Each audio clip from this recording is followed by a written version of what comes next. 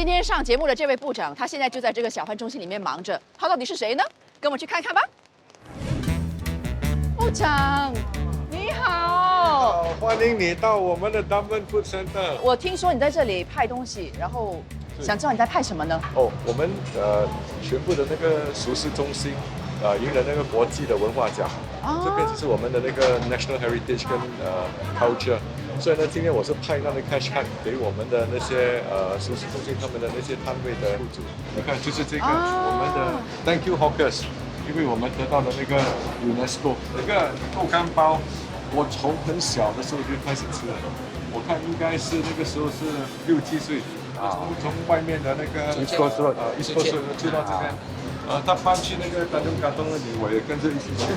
对，这几乎大概每一个月一次，我都买回家。我也是，因为我听说很出名嘛，然后又很特别，所以我也买过。特色。对对对。啊哥，我看你这个档口这里写1959年创办的。对，这个是潮州市的。那你这个倒瓜包它有什么特别呢？里面有鱼圆、黄瓜、卤蛋跟芋头，还有那个卤鸭、卤肉啊。谢谢。要好的，好，我请你们 ，OK。好，来，加好的。不是夹啊，你可以夹。啊，你知道广东话他说他要做生意的，唔好阻住個地球轉啊！哎，我請你打包好不好？对，我要打包一点，然后等一下拿回露营车，我们一起吃。叫他加料的，这个是加料。我们加这个倒瓜包，还有鸭肉啊，可以。还有鸡蛋啊。鸡蛋啊，卤肉啊。好的。那个鱼圆，这个芋头也是好吃，脆的。那都给我们一点，然后那个辣椒还有那个卤汁。啊，对。多。OK。谢谢。OK。Hi, good to see you. Good to see you.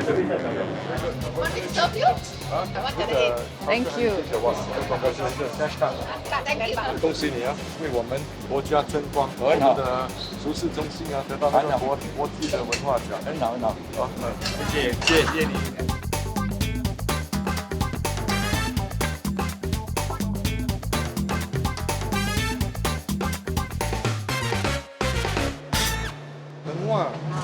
耶，雲吞麵、雞料、雞一個雲吞湯 ，OK，兩個人食。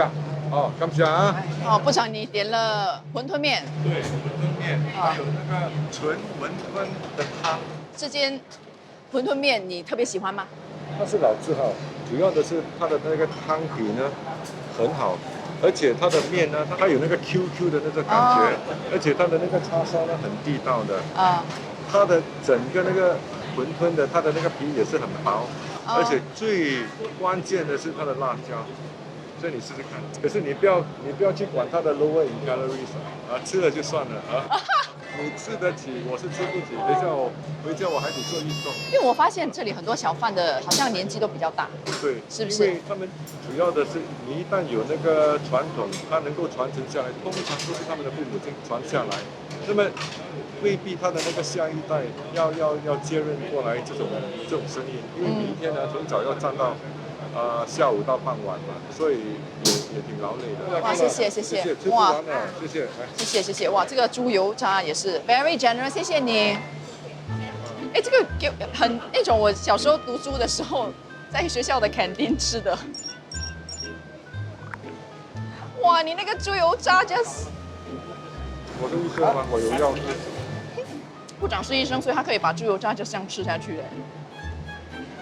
我可能就吃1塊吧。我今天跟Dr. Dan就是吃整天呢，我覺得。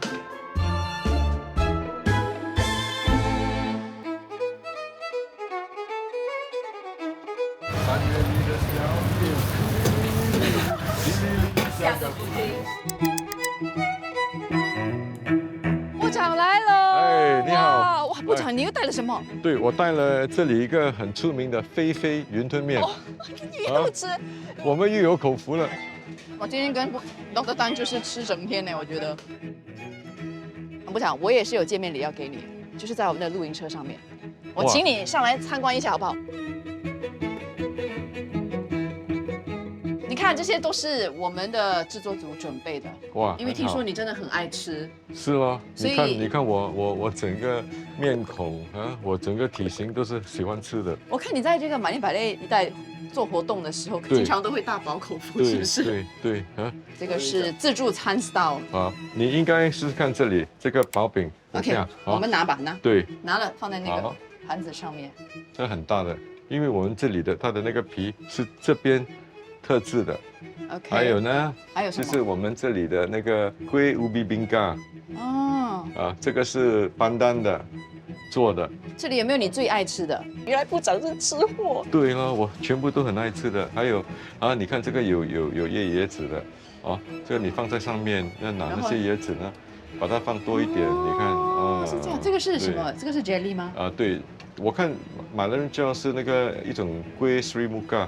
OK，嗯，就这样吗你看，对了， ？OK，那我们再拿下去，我们边吃边聊。好，好，求之不得。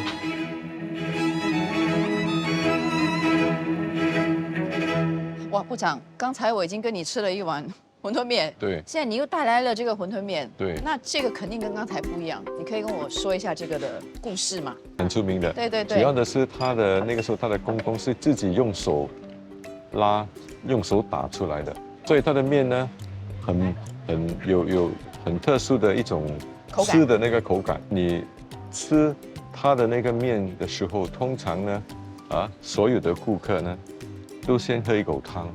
哦，先喝汤才是这个。对，它的那个辣椒酱也是他们自己家里的独特的那个秘方，他们做出来的。是的那个时候我刚刚开始，经营我自己的那个诊所，因为你知道做那个全科家庭医生，有些时候呢，你做完护士全部回家了，我自己开车到这里出去就吃那个夜宵，就是一碗热喷喷的圆吞面，哇，真的那个时候感觉的是很爽的。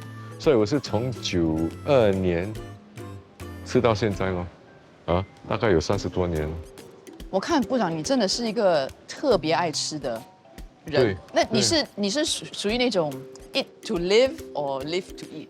小的时候呢是 eat to live，现在人生有几何，对不对？我就 live to eat。你小的时候是什么样的？我小的时候你是不是有带一些照片来给我看？我小的时候是很瘦的，人家叫我做的哥啊的哥这样，对对。我小时候也是人家叫我。我的哥哎。对，小的时候很瘦的。哎，你看，我坐在大巴窑的时候，哎呦，很 Q 嘞！这个是几岁？大概是6岁吧，啊，6岁你这么高啊？你看我还有一张肯定是每次站在全班后面。是不是很瘦？哦，这个很小，这个应该很小。这个大概是2、3岁吧，为什么你？会很瘦。哇，好可爱！这个真的是蛮熟的。是不是家里也就是？对，也是比较贫穷。你还记得你当时有没有一个很丰盛的食物，或者是你第一次尝到一个什么让你特别的暖心的？在我脑海里面很深刻的就是我刚刚好搬去大巴窑，大概是69年到70年嘛，隔壁的那座祖屋的楼下有一个呢海南市的那些烤那个面包的，就是面包店。我记得呢，我们通常是等到大概凌晨1点，它的那些面包全部烘出来的，它是烤到整个面包黑色的。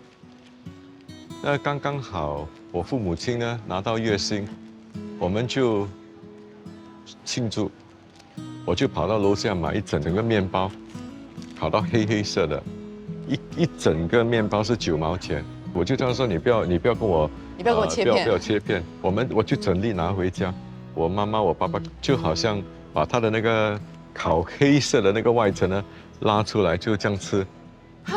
那个时候没有想过会癌症，那个呢是我首次知道吃烧烤乳猪的那个感觉，我们就意味着有朝一日等到我们家境会比较好的时候呢，这个就是我们的乳猪。那印象最深刻就是那个已经烤焦黑黑的面包皮。对了，我通常我一开车的时候，如果我看到一间这种比较陈旧的这些 old school bakery 对 old school bakery， 我还会去买的。你这里有没有父母的照片在里面？这是我爸爸，这是我们的政府住屋。哇你还比他高哎。对。哇，这个是中学的时候是吗？对，中学的时候。这是我妈妈。哦，这个你母亲。所以你看我比较像我爸爸还是像我妈妈？都有他们的样子跟气质，我觉得。那后来你们一家人，你的父母他的情况有没有进步呢？我父母亲，因为我们的家境，我看有可能他也没照顾自己了，所以他们2人都结果得了比较严重的疾病。我妈妈是那个免疫能力太过的强，变成中了那个类风湿关节炎。1972年的时候，她中了个病，所以结果一世人都是为了治病。她在2003年那个时候呢，她就得了晚期的癌症，因为她所吃的那些药累积下来，有可能是会对她有那个副作用，尿袋里面生癌症。那么那个癌症等我发现的时候，它已经跑到那些骨髓里面，所以结果他就去世了。那么我爸爸呢是肝癌，在洗血的过程中呢，感染到那个 C 型肝炎，在2008年的时候，他就中了那个肝癌，也是晚期没办法治疗，就去世了。所以虽然我是医生，我也救不了他们，真的很遗憾。哦，所以那个时候你已经是医生了？已经是医生了。我去读医科也是为了我母亲，我觉得说希望能够读医科，有一天能够治疗他们。过后就进去国立大学去读医科。哦，那你这个过程你没有觉得很难吗？我看你不要想太多就没事。你招募这样去想的话，去顾虑的话，你就觉得很难了。你为什么会有这样的想法？是因为小时候的环境让你会有这样的一种？可能吧，可能是因为我小时候的那个困境，而且我的奶妈从我很小的时候就跟我说，哎，你不用担心，那个年代，每个人他的那个想法是天塌下来我当被盖嘛，如果是要来的，他还是会来的，所以你还是看看你自己，填饱那个肚子啊，是吗？睡觉好觉啊。那么隔天早上，你有那个精力，有那个精神去面对，去克服任何困难。你说的这个很好，只不过有些我就会觉得，我们现在的人都已经不处在那样的一个环境，但我们可以怎么样也保持着那样的一种心态。我觉得呢，目前的人因为有太过的那些网上的影响，那个 social media， 所以变成了他没有办法去 disconnect。我觉得呢，在这种虚拟的那些结果的世界，并不用这么认真的啊。而且，最重要的是，学会能够看着自己笑一笑 ，laugh and the whole world laugh with you。所以笑也是这样过一生，你愁眉苦脸也是这样过一天。我觉得呢，乐观一点好了。所以你就爱吃，我也发现。对，因为吃呢不是一个人吃，要有朋友在一起，要有那些知己。好像你这样红颜知己，也爱吃的人，我们可以在一起吃，而且呢，如果能够再加上一点美酒，跟很要好的朋友在一起你每一天活的都是开心的。其实这个倒瓜包我也是有吃过的，所以我们现在一起。很出名的。你从小是吧？对，就有吃这个，你可能对跟我说一下你是多小吃这个？哇，很小。我妈妈有一个很要好的朋友。他是叫玉莲安迪，他的儿子呢跟我大概是同年龄那么他是中华游泳池那个会员，就偶尔我就跟他一起去。那么你游完，你通常会很饿的，过后呢，我们就来到这个嘉东如切这里，就是吃这个倒瓜包。我们开始的时候在73、74年的时候，我看才2毛还是3毛钱而已。主要你要加这个，要加这个加料，很肥嘞，没关系的，没关系，不要想太多了。我喜欢把他们全部的些不同的料全部掺在一起。我喜欢它的那个卤肉，对我来讲呢，卤鸭，我觉得它的鸭脚、鸭颈都是很不健康的，它的鸭颈跟那个鸭肝。我比较喜欢，所以你都是喜欢这种很不健康的食物。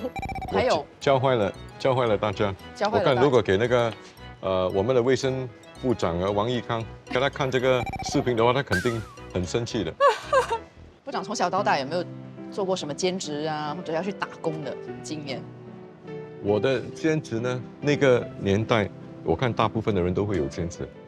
我记得我很小的时候，就是小6到中1的时候呢，我已经开始有一点那个就是教我的邻居的补习，哦，数学、英文、科学等等。是你这里有吗？对 Monsil 对，这是 Monsil 啊。 OK， 这是你是吗？啊，这是我，这是 Science Club。所以你就教补习，要教我的邻居。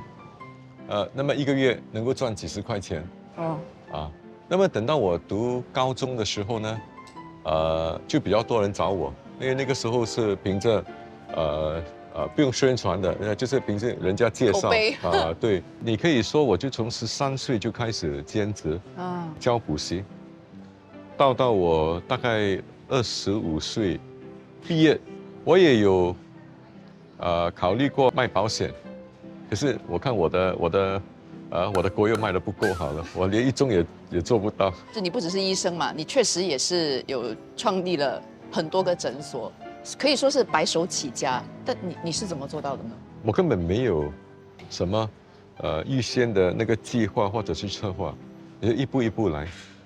那个时候我原本是要当外科专科，可是呢那个时候我记得呢，刚刚好我觉得我们整个就家庭医生领域，它大部分都是集中在CBD， 可是反而那些就是政府的新的那些主务区那些家庭诊所很少，所以那个时候我就写了一篇稿说，我说我应该开一整个集团，就是开那个连串的那些诊所，把所有的病人的他的那个他的病例全部联系在一起，所以我就创造了康威医疗集团。我跟我很要好的朋友，跟那个时候我的女朋友，现在是我太太了，就创办康威医疗集团。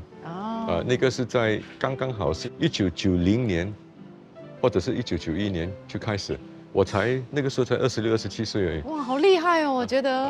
因为那个时候是机会嘛，机会来了你就抓紧。其实今天呢，制作组也安排了一个小游戏给我们。哦，是吗？就是要，但是我们现在首先要先离场，给他们准备一下，然后我们再回来。好。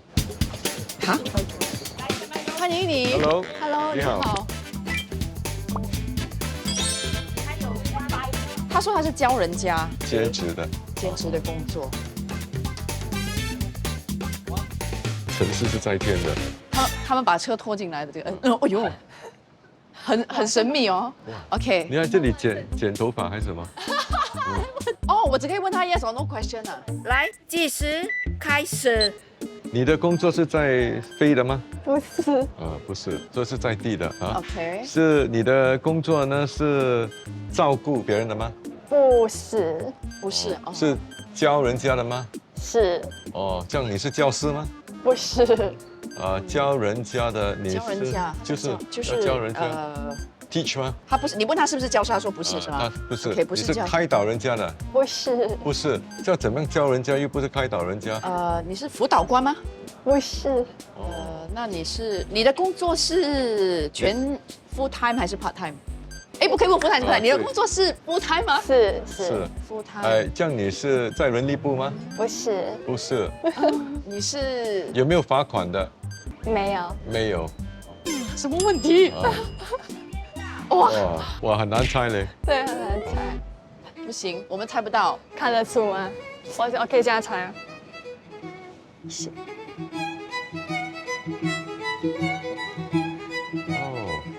你的 attire 也看不出哎。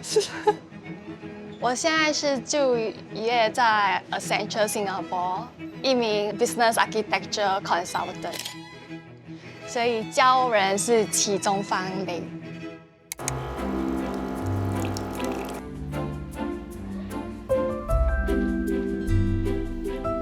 那你的工作是需要你做些什么呢？很像 implementation 类，然后也是有教我的客户怎么用那个系统。这样你是 consultant， 是顾问。顾问。所以你是被聘请还是你自己的生意呢？被聘请的。因为你是坐在轮椅上面，你会碰到一些，比如说歧视啊，或者是在工作上面遇到一些不便嘛？当然有的。其实，在我第一份工作的时候，全部的资源是在 work from home 的，所以那时候我其实没有任何的障碍，也没有什么挑战，就很在一个温室里舒适的一个花儿这样子。我其实有开始反思，为什么坐轮椅或者有障碍的那些人士一定要 work from home 吗？我觉得 environment 不是一个问题，是在于文化。那时候我的同事，我觉得他们还没有做好心理准备接纳一个坐轮椅的同事。好像如果有这些障碍设施，他们要怎么协助我？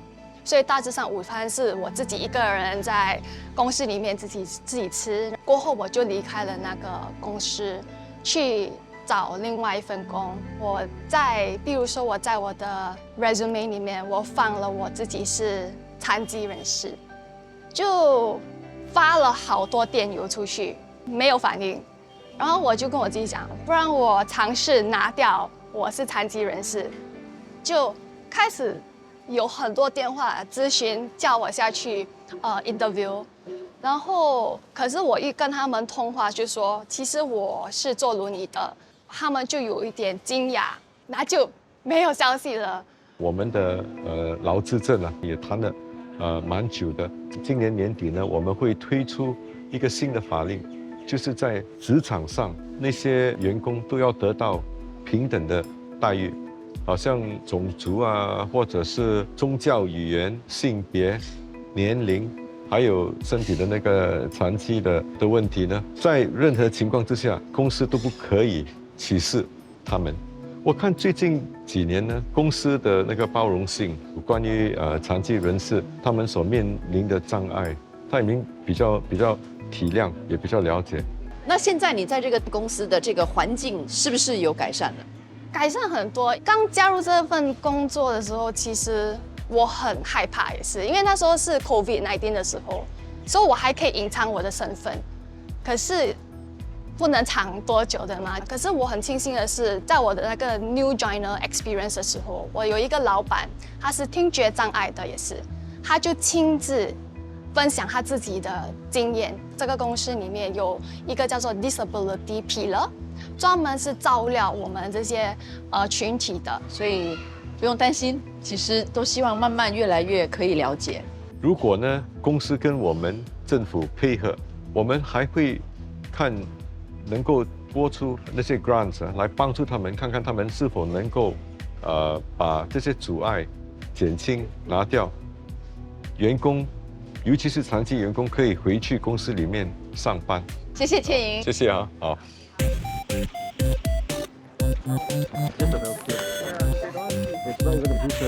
又来了。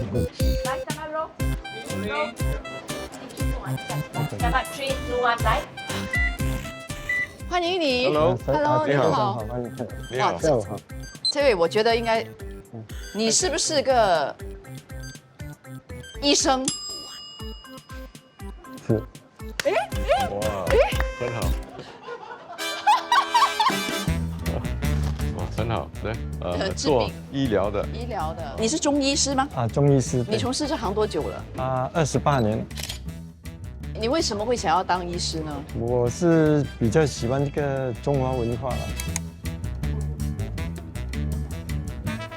因为有一天我走过那个中华医院，看到招中医师，我就去读了。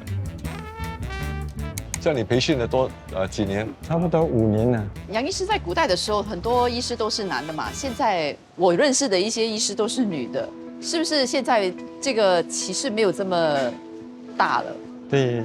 现在女的蛮多了。那你现在本身是在哪里看病呢？我拜5是在马林百列大排60号那边。你都是一直在这里看病吗？没有，我是在大半窑中心。好的，哎，不是你小时候住的地方，就是刚刚好在我家的后面。所以我小的时候呢，一旦咳嗽咳得不好的话，我就去找中医师。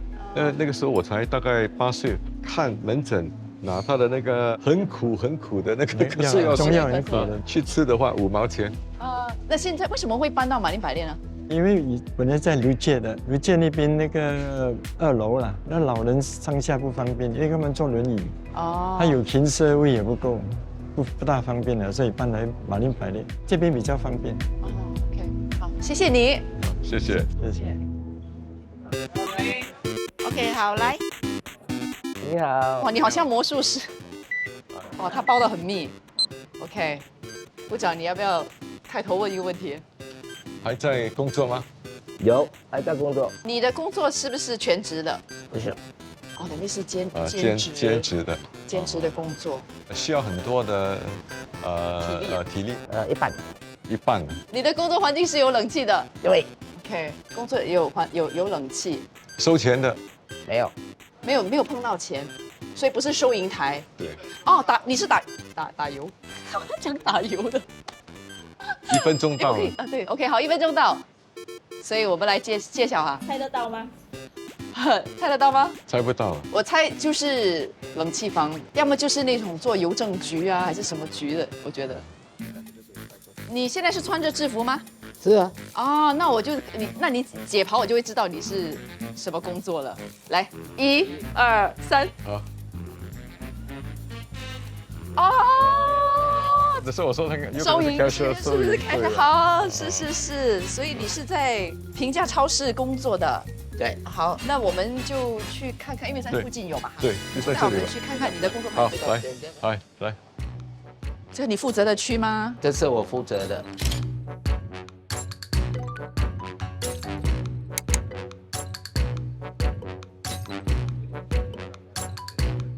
负责的范围这边是小一部的一边，然后现在的负责的。所以邱先生，你今年几岁了？我今年67了。那其实你应该退休啦，为什么还要工作呢？哦，因为你工作，我也认识的人呐。很好，不要太早退休。还可以运动。对，对，每一天你要活得有意义，每一天要有一个目的，再来上班，跟不同的人接触，这样是最好的。那你的工作需要你做些什么呢？我的工作是需要我来这边排火啊，刚刚点火这样啊，运动这样啊。那这个灵活的工作制度对你有什么好处呢？灵活的工作对我当然是有好处啦，因为这个我有个时间陪伴我的家人，或者带我的孙放学啊，这最好了啦。所以能够灵活时间、灵活办公地点跟灵活的工作量最重要的。所以呢，灵活性的工作是包括涵盖这3种。但这个灵活工作制度只是给年龄大的吗？还是其实所有的人有？因为主要的是我们在人生不同的阶段中，偶尔呢需要有那些看护的那些责任。因为好像说我记得我妈妈病的时候，她很需要我们去照顾她。如果有这些灵活性的，我可以在家里找一点时间照顾她，我也可以灵活性的回去工作，或者是我可以在家里做，到她病的时候很严重，如果我需要那个工作量减少的话，我可以安排一下，而且给雇主跟员工有一个能够就是在一个很公开、很透明的那个框架下讨论一下，我觉得是一个双赢的政策。谢谢你看我们这里的那个柚跟那个西瓜要不要我选一粒给你？你会选西瓜的吗？我会包甜吗？我不会选，可是呢，你可以当我的 guinea pig。这个是什么？你拿起来看。我看应该不错。你会吗？其实你知道怎么选西瓜吗？大概这是要碰运气随便拍而已。对了。听说好像我知道柚子。这里好了，这里好。那这里好，你看。因为他选的，所以就好。对。好了，你们有口福了。谢谢部长今天跟我分享了你少年打工的日子，还有你的人生哲学。我会尽量不要想这么多。对了，人生不要想太多，天塌下来当被盖。而且呢，我可以给我们所有的新加坡人的保障，就是鼓励，就是无论在任何情况，我们都会为你着想，而且我们都会尽心尽力去帮助大家。谢谢部长。OK， 谢谢。空中访民情今年是10周年，我祝空中访民情10周年快乐！而且我也很感激，在这10年你带来很有意义、很有深情画意的一系列的节目。那么我希望未来的10年呢，你们会再接再厉，更上另外一个领域，带给我们的国人更深得民心的节目。谢谢。